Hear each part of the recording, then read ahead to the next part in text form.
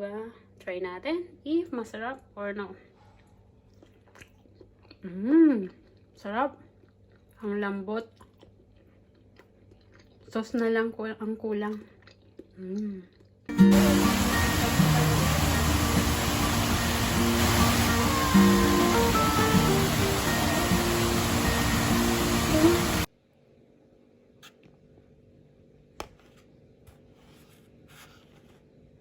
Hi everyone! So today gagawa tayo ng siomai.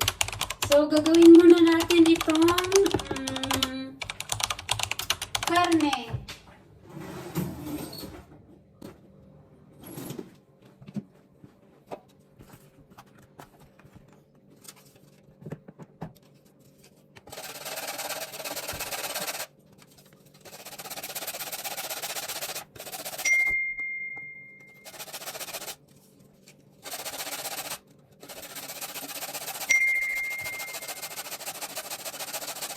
A few moments later.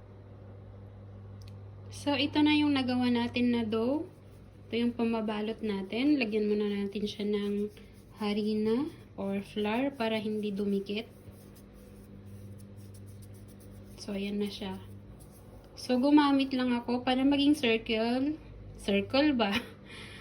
Gumamit ako ng baso na circle and then para maging circle siya. So ayan na siya. Then, takpan muna natin bago natin gagamitin.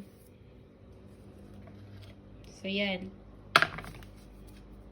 And then, ito yung ginawa pala natin kanina.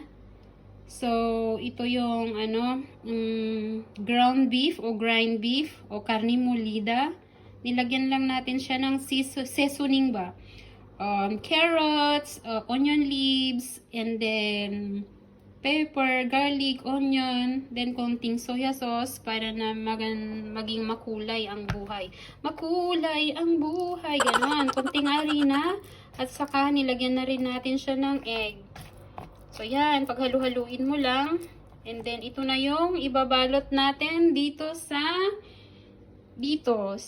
ginawa natin kanina na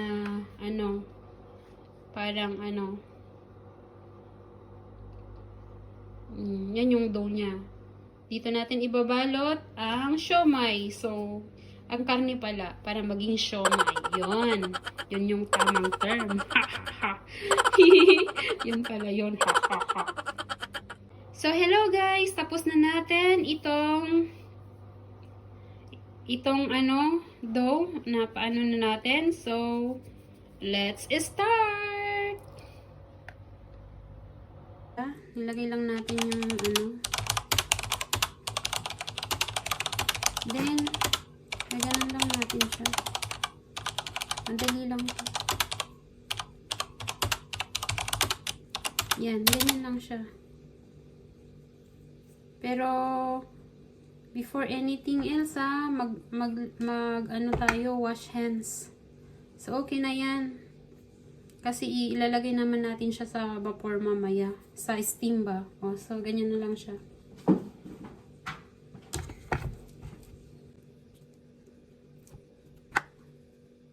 Wag niya lang i-ano niya na lang. Ganyan yung sa kamay nyo. Madali lang.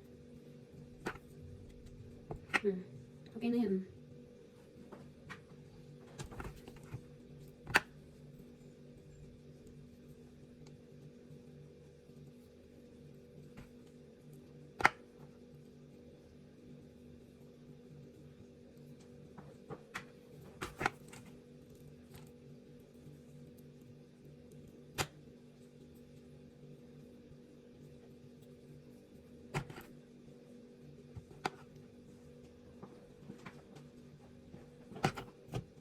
Guys mag-wash hands kayo before kayo, para malinis naman yung kakainin nyo. Nagugas na ako, nag-alcohol gel na rin ako.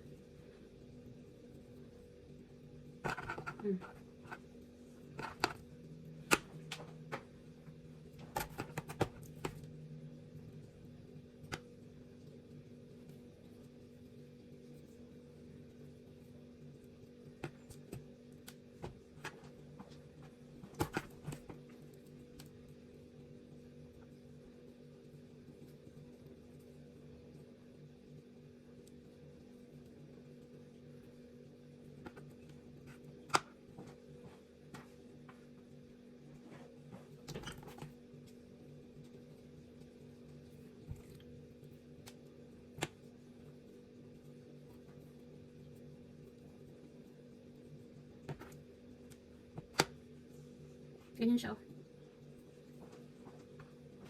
Ito yung mabilisang siomay, ha. Hindi niya nakatulad. Pag kayo din naman lang yung kakain, hindi na kailangan na ano, pagandahin nyo pa, di ba? Pero kung may time talaga kayo, eh, pagandahin nyo. Nasa sa inyo po niyan.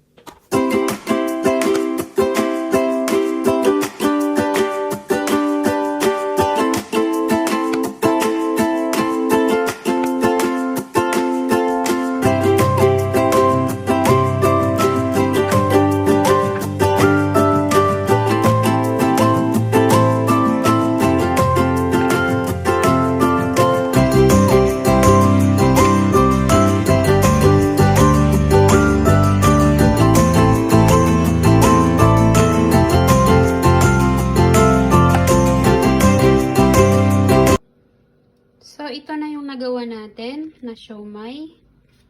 Magbo-boil lang tayo ng tubig. And then, ilalagay na natin ito. I-steam natin ito.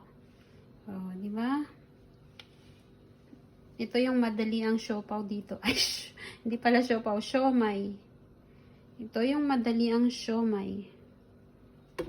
Di ba? Yan yung nagawa natin.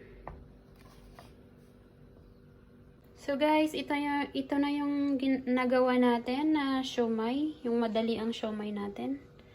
So, i-steam natin ito. Pakukuluhin muna natin yung tubig and then ilalagay na natin to. I-steam na natin. So, ayan na, 'di ba? Ang gaganda. Yan. Kapag gusto nyo gumawa ng homemade siomay, ayan na siya.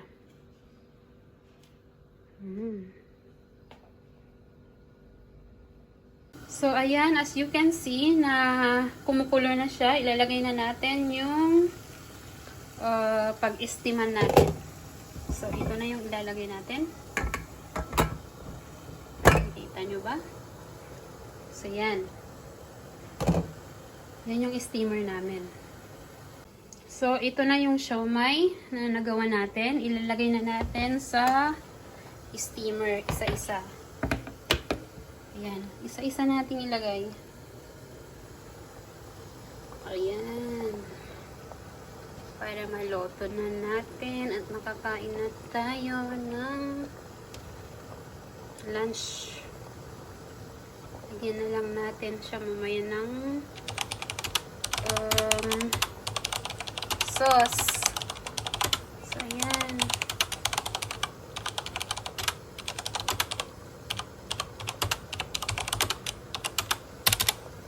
ito, yung pangtakip natin para maging maganda pala yung outcome niya. Para hindi yata matubig, ganun yata.